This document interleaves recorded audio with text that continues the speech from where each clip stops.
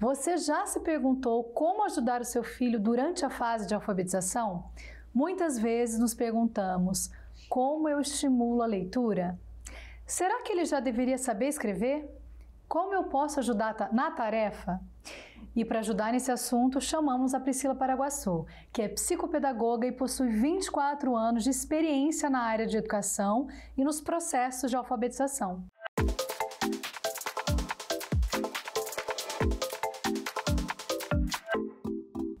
Tudo bem, Priscila? Bem-vinda. Tudo bem, muito obrigada pelo convite.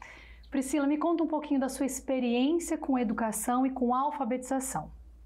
Eu estou na área da educação há mais de 24 anos. Eu comecei como professora de sala de aula, alfabetizadora, trabalhando aí preferencialmente com turmas de primeiro e segundo ano do fundamental. Fiquei durante bastante tempo na rede municipal de ensino daqui da nossa cidade, trabalhei também na esfera particular. E há 6 anos eu atuo na coordenação pedagógica de uma escola de educação infantil até o ensino médio, né? Eu auxilio os professores até o 5º ano do fundamental. Então você tem bastante experiência para a gente conversar sobre alfabetização. Sim, gosto bastante desse tema, é a menina dos olhos, a paixão da minha vida. Mas para os pais é um momento um pouco angustiante. Sim. Você sente isso? Sinto bastante. Às vezes, até outro dia eu comentei com algumas professoras, né? Que às vezes a gente sente as famílias tão preocupadas com esse processo que elas chegam no fim da etapa da educação infantil para o 1º ano quase que pedindo desculpas. Meu filho ainda não lê, meu filho ainda não escreve. E a gente tenta tranquilizar e explicar que é mesmo um processo, né? Que cada coisa tem o seu tempo. Foi bom você falar que é um processo. Eu quero saber quando esse processo começa na vida. É quando a criança vai para o 1º ano? Não, é ainda um pouco antes, né? Então, hoje o que a gente tem previsto como marco legal na documentação é uma conclusão, um tempo para que as crianças se apropriem desse processo até o término do 2º ano do fundamental. Mas isso não tem uma data marcada, um período certo para começar ou para terminar, né? As escolas que a gente tem hoje, com a formação que se espera que os professores tenham, quando as crianças entram na educação infantil, né, dentro da escola, esse ambiente recheado de estímulo, de estratégias, né, para se apropriarem do conhecimento em relação à escrita e à leitura, vai favorecendo essa aprendizagem, né? Então, nós vivemos em um mundo com muitos estímulos voltados para a alfabetização. Então, a escrita está em todos os espaços, a leitura está em todos os espaços, e à medida em que as crianças estão inseridas nesse ambiente, elas vão se apropriando de alguns saberes que facilitam a aquisição do conhecimento, em relação à leitura, em relação à escrita. Mas não existe uma data, né, um período, começa com tal idade, termina com tal idade. Eu já ia para a próxima pergunta, acho que você já me respondeu. Você tem uma idade ideal para começar essa alfabetização? É assim, a criança vai se apropriando disso, vai aprendendo a ler e a escrever, conforme o estímulo que ela recebe. Né? Então,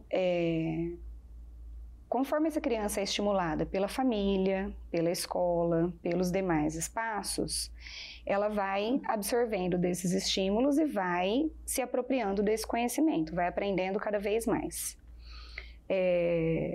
A criança que é bastante estimulada, que tem essa observação atenta dos profissionais da educação e que vai recebendo o estímulo adequado, né? Então, toda criança tem uma habilidade, ela tem um saber e ela precisa chegar a um outro saber. Esse caminho a ser percorrido precisa de uma estimulação adequada, né? Então, eu acho que o ponto-chave está em como essa criança é estimulada, né? Que tipo de estímulo que ela recebe para conseguir se desenvolver em relação à leitura e à escrita. E tem marcos de alfabetização? Alguns marcos nesse caminho, nessa jornada da criança? Sim, que são, para quem está dentro do processo, eles são mais visíveis. Uhum. As famílias, talvez, né, as pessoas que não estão dentro do processo educacional, talvez não percebam que essas coisas estão acontecendo. em uma fase anterior à escrita, dentro da educação, nós chamamos isso de hipóteses, né? As crianças têm algumas hipóteses de escrita. Então, em um período inicial, eles ainda usam letras aleatoriamente, não estabelecem uma relação sonora, não percebem, né, que letra eu preciso usar para escrever determinada palavra ou para representar determinado som. Conforme eles vão sendo estimulados, eles vão percebendo que as palavras são escritas com quantidade diferente de letras, que letras representam sons distintos, né? Que letras têm fonemas diferentes, que a combinação dessas letras forma palavras, constrói pequenos textos, eles vão aprendendo a articular essas palavras para construir um texto, né? Então, existe uma escrita inicial que nós chamamos de pré-silábica, antes dessa concepção de sílaba, né? Temos uma experiência que é até bastante comum para educadores, né? Para crianças que ainda não escrevem, eu vou, por exemplo, pedir para que eles escrevam nomes de animais. Uhum.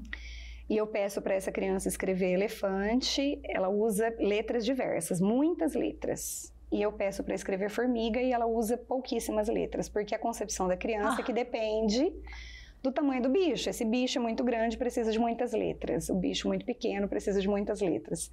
Então, ainda não está relacionado a uma concepção de escrita, né? De entendimento da quantidade de letras para escrever uma determinada palavra. Pouco a pouco, eles vão compreendendo, né? Com a estimulação adequada, a criança começa a compreender que é necessário dosar a quantidade de letras para escrever as palavras, que as palavras são feitas, compostas por pequenos pedaços. E eles vão aprendendo a articular o som da letra que eu uso, como é que eu organizo esses pedaços das palavras para escrever uma palavra, como é que eu organizo essas palavras dentro de um texto. Isso a gente chama de processo de alfabetização, né?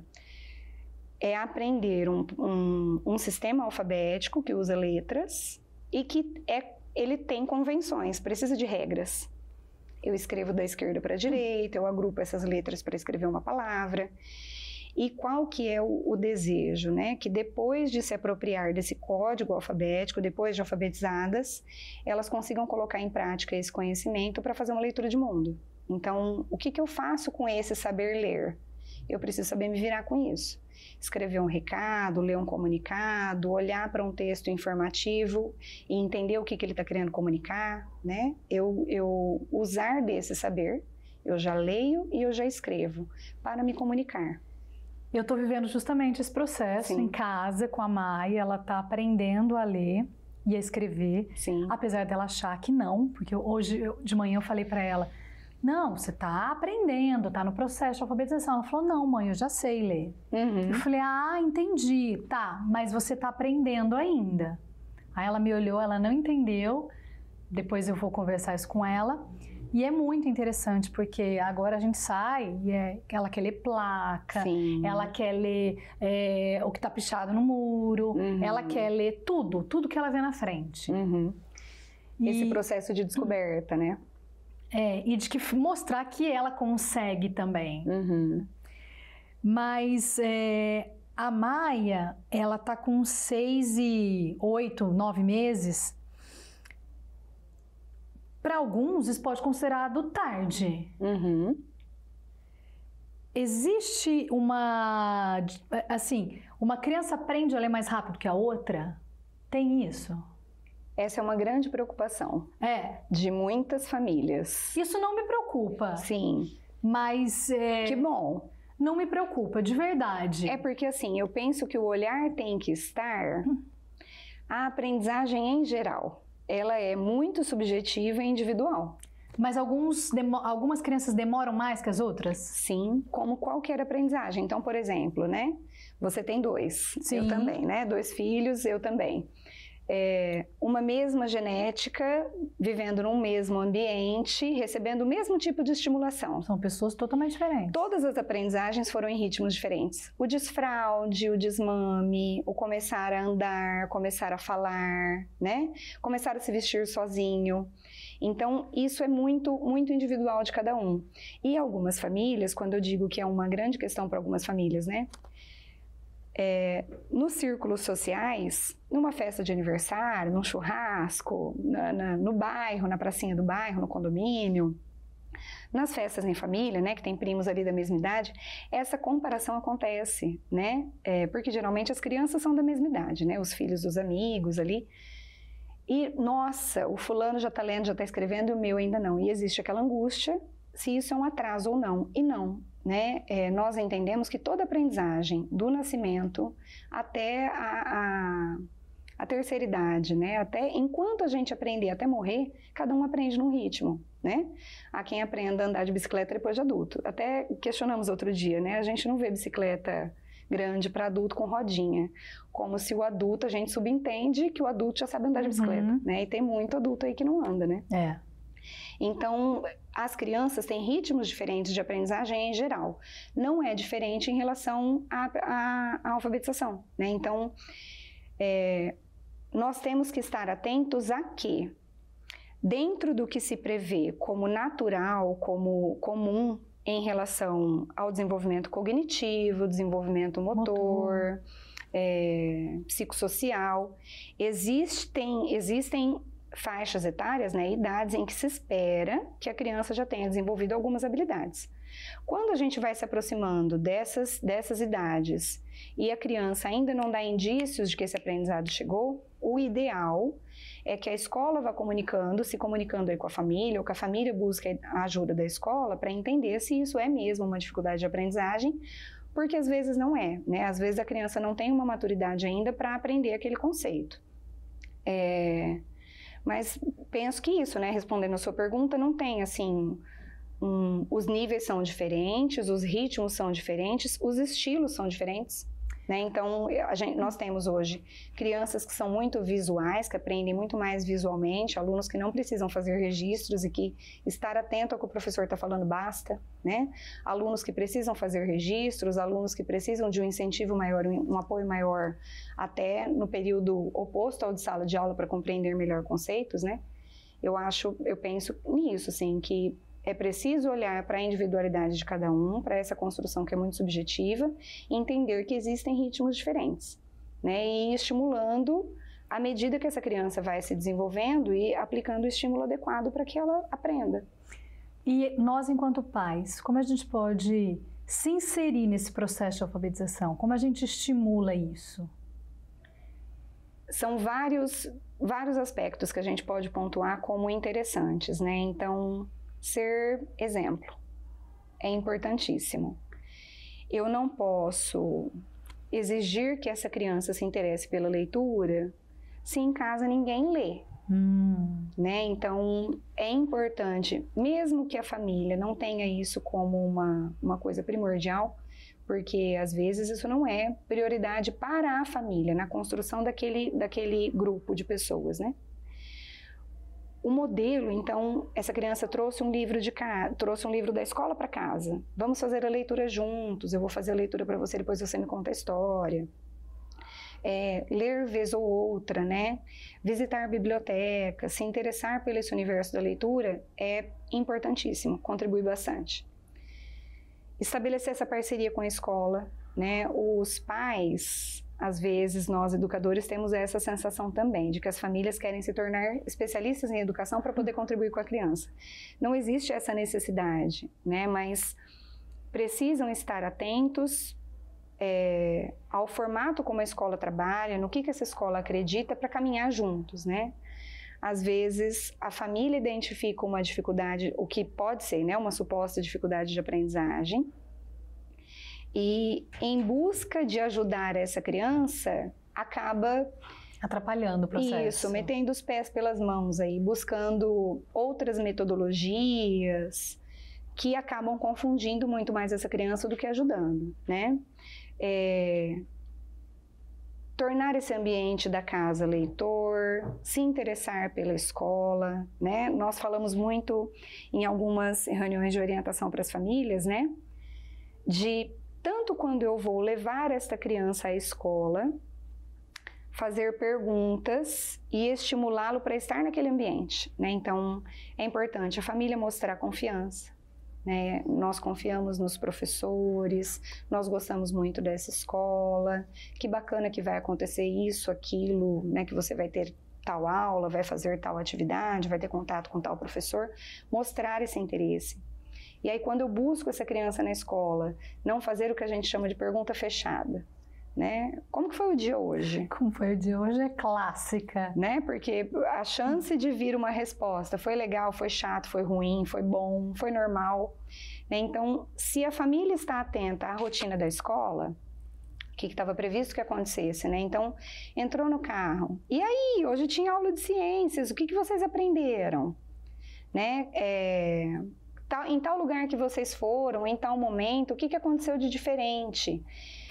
Ajuda a estimular a oralidade, né? A desenvolver essa competência da criança de falar sobre o que pensa, falar sobre o que acontece, porque na educação infantil, inclusive, o desenvolvimento da oralidade, ele é um dos fatores que mais favorece a aprendizagem da leitura e da escrita. Por isso, na educação infantil, a gente tem tanta roda de conversa, roda de música, porque falar e ouvir os outros e a si mesmo ajuda muito essa criança a construir esse repertório de conversa, né? E quando os pais metem os pés pelas mãos? Quando você nota que são erros mais comuns, assim, dos pais, de tentar ajudar e acaba atrapalhando? É muito comum os pais desenvolverem aí, né, expectativas muito altas em relação à aprendizagem das crianças. Né? Então, os pais, às vezes, projetam, né? Então, eu era um ótimo aluno, eu era uma ótima aluna, eu tirava boas notas, eu aprendi a ler e escrever muito cedo e projeta. Esquece que a criança é diferente, né? Que não existe essa simbiose, né?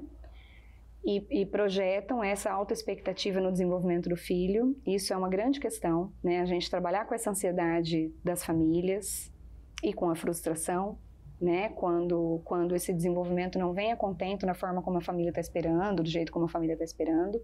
Uma questão importante que a gente observa e que muitas vezes nós precisamos atuar com a família para trazer de volta, né, para essa realidade, é quando as famílias identificam uma suposta dificuldade de aprendizagem ou alguém da família fala, né, mas está lendo mal ou está escrevendo mal, já podia estar melhor. E a família busca apoio fora da escola, o que não é esse o problema, né?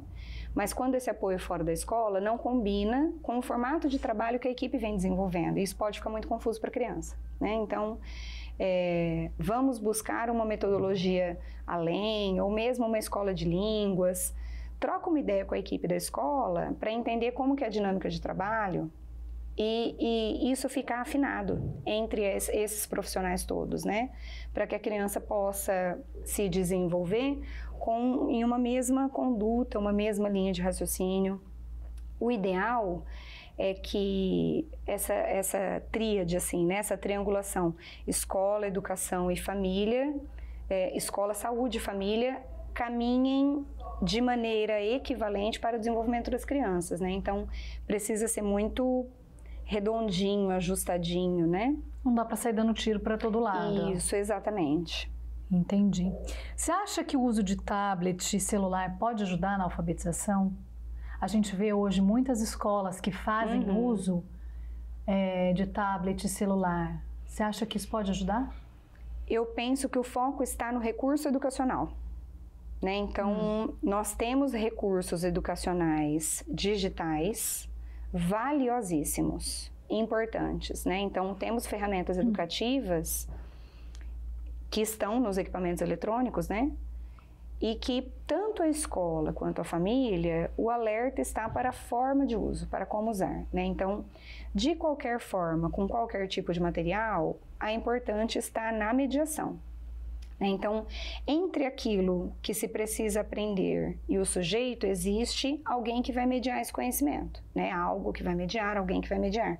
Então, esse uso dessa ferramenta, desse equipamento, precisa ser mediado por alguém que tenha esse conhecimento, esse cuidado, com o uso excessivo da tela, com que tipo de recurso, esse recurso é destinado para aquela faixa etária, ele vem ao encontro dos objetivos da escola, dos objetivos que a família tem para o desenvolvimento da criança, né? Então,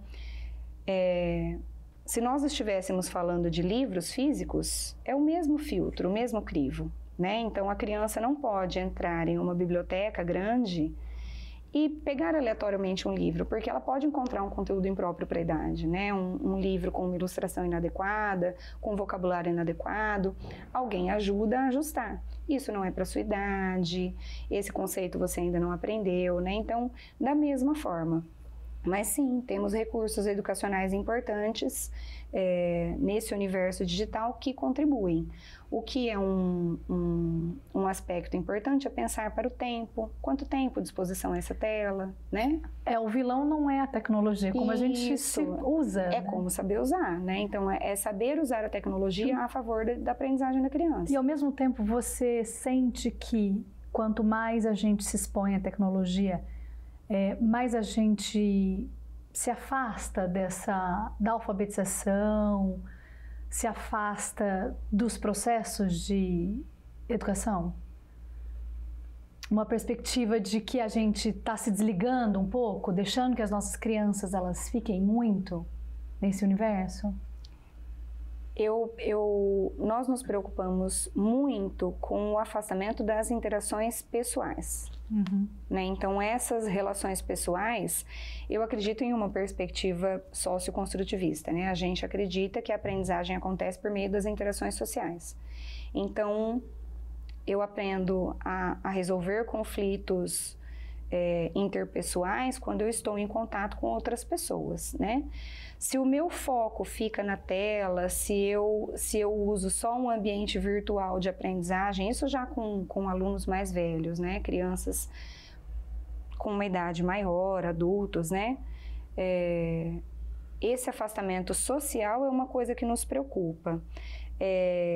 Penso que os educadores, a escola em geral, as famílias, precisam sempre ficar atentas, estarem alerta para o significado das coisas, para o sentido que as coisas têm, né? Então,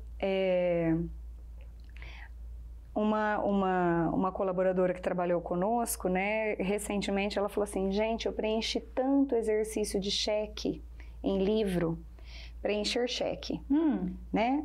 Ela falou, eu nunca fiz um cheque na minha vida. Quando eu cheguei na fase adulta, já era o uso do cartão de crédito, e hoje as crianças, nem o contato com o cartão de crédito eles não terão, né? Então, as crianças estão tendo contato com Pix. Eu faço transferência no valor exato, né? E a outra pessoa recebe esse valor exato, cai direto na conta, a gente nem manipula o dinheiro. Então, saber dosar o porquê e o para quê. Então, por que eu estou fazendo uso da tela? Existe uma finalidade? Por que a escola está insistindo no uso do caderno? Existe uma finalidade? Por que se insiste no uso do livro didático? Existe uma finalidade? E a gente pensar sobre o sentido que isso tem, para que não exista uma perspectiva tradicional de aprendizagem, né? Então, temos que manter o uso dessa ferramenta assim, porque sempre foi assim. Vamos pensar, né, do que as crianças precisam para se desenvolver quando nós não estivermos mais, né? Estou lembrando aqui do caderno de caligrafia. Exatamente. Que não precisa necessariamente ser abolido. Não. Né? Nós conversamos sobre isso recentemente, eu e uma colega.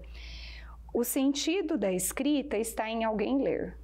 E aí nós temos alguns alunos que estão agora se apropriando desse sistema, produzindo contos autorais, né, produzindo as próprias histórias. Na escola em que eu trabalho, existe um projeto de produção de um livro de contos, né? E as crianças estão se dedicando a produzir esses contos. E a letra de uma criança é bastante ilegível, né? Então, ele sofre para escrever convencionalmente, de acordo com a regra que a letra cursiva exige, e nós recomendamos, porque a letra cursiva ela é treino, e o caderno de caligrafia, que limita o espaçamento da letra, ele auxilia, ele é um recurso que vai auxiliar a criança a tornar essa letra mais legível, né? É isso, é pensar no sentido. Bom, eu escrevo para alguém ler, isso que eu estou escrevendo, é possível que alguém leia?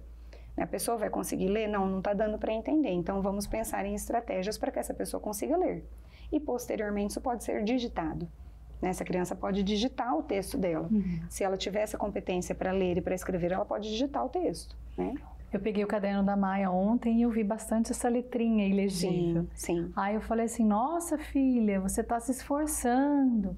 Aí ela falou, mãe, minha letra não é bonita, né? Eu falei, ainda não é bonita. Isso. Mas quanto mais você treinar, melhor ela vai ficar. E nesse momento, né, do início da alfabetização, o foco, claro, que os professores devem orientar para uma qualidade da letra, uma qualidade desse material, mas o foco não está em escrever com capricho ainda, né? Nesse momento, o olhar dos professores para as turmas de primeiro ano está em desenvolver a competência de ler e escrever de acordo com regras convencionais.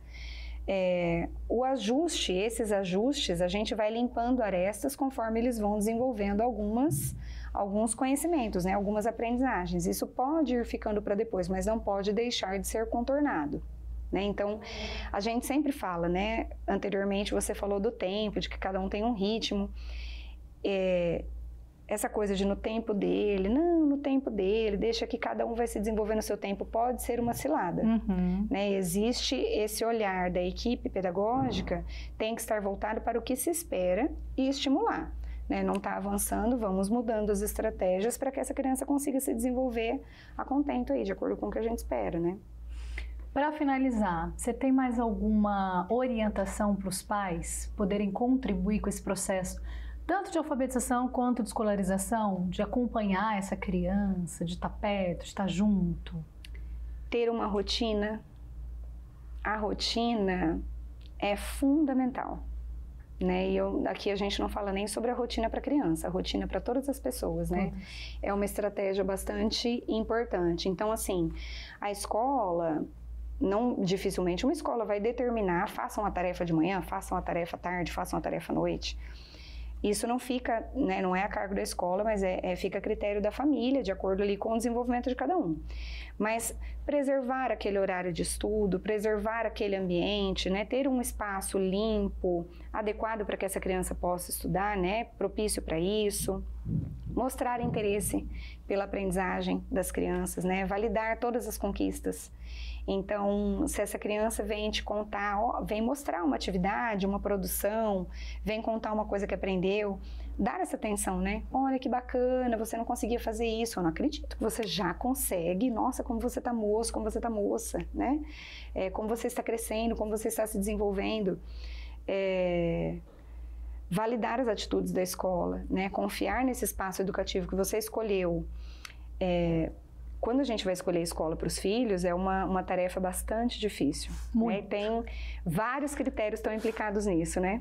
Nossa. A logística, o valor da mensalidade quando é uma escola particular, esse espaço, a quantidade de alunos por sala, mas tem que estar à frente desses critérios, confiar o que essa escola prevê, né, como um trabalho para desenvolvimento desse ser humano, tem que combinar com o que a família acredita, né? Então, eu confio no que a escola está fazendo, né? E mostrar essa confiança. Então, não desautorizar as estratégias adotadas pela equipe. Às vezes, essa criança vai chegar em casa, faz um comentário, ou ela teve a percepção, entendeu uma informação de um jeito, e a família falou, opa, né, não entendi muito bem. Não fazer isso perto da criança, comunicar a professora diretamente, né? Buscar parceria também é super importante. Acho que é isso, se mostrar presente, né? Ter momentos de qualidade, conversar sobre a escola, ser exemplo. Então, ser mãe, pai chato, presente é melhor, então? Dar limite também é amor, né? Dar contorno também é afeto. Obrigada pelo papo. Eu que agradeço. Eu tô aprendendo muito nessa fase. Me lembro no fim do ano passado, muitas crianças da turma da Maia que estavam em outra escola já estavam lendo, já estavam escrevendo. Em algum momento eu me perguntei, opa, será que tem alguma coisa errada aqui? E aí você vai lá e retorna e lembra que, poxa, ela não tem 6 anos ainda. Isso. Esse é um pensamento importante também, né? Então, na nossa época, década de 80, década de 90, começo dos anos 2000, o ensino fundamental ele ia até a 8ª série. Quando o Ministério da Educação e da Cultura definiu que o ensino fundamental teria 9 anos, ele não aumentou 1, né? Ele tirou uma etapa da educação infantil. Então, o que as crianças fazem hoje, dão conta de para mostrar para nós. No primeiro ano do fundamental, nós chamávamos de pré-escola. A gente explorava muito, vivenciava, brincava muito. E hoje eles estão no primeiro ano, a gente tem uma perspectiva de até o fim do ano letivo, estão começando aí a se arriscar na leitura, produzir pequenos textos, né? Então, não exigir muito, né? Não ter altas expectativas, validar o que ele já conhece, né? O que ele já consegue. E não projetar muitas expectativas é um ótimo caminho, né, para um desenvolvimento saudável dentro da escola. Trazer para a consciência. Opa, será que eu não estou exigindo demais dessa criança? Isso. Obrigada pela conversa. Eu que agradeço. Aprendi muito, tenho aprendido muito nessa jornada agora, enquanto mãe de uma criança que está aprendendo a ler e escrever, apesar dela achar que ela já sabe. Mas muito obrigada pela contribuição. Eu que agradeço. Nós esperamos que esse episódio tenha ajudado você a tirar suas dúvidas e que essa fase do seu pequeno seja repleta de aprendizado e carinho. E agora eu tenho um recado especial. A nossa segunda temporada do PodClean termina por aqui.